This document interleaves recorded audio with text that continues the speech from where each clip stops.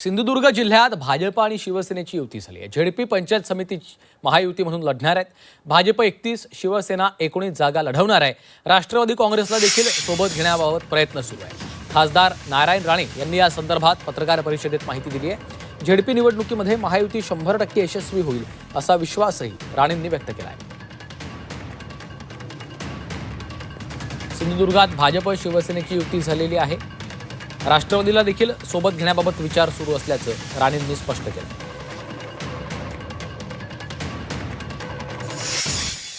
आणि या होणाऱ्या निवडणुकीत आम्ही तिन्ही पक्षांनी मिळून आघाडी करायचं ठरवलेलं आहे आणि त्याप्रमाणे जे वाटप झालंय केलंय ती आकडेवारी आपल्या समोर मी ठेवतो। आमच्या या वाटपामध्ये कोणाचे गैरसमज की कुठलंही भांडण तंटा झालेलं नाही। सर्व एकमताने सर्व ठरलेलं आहे।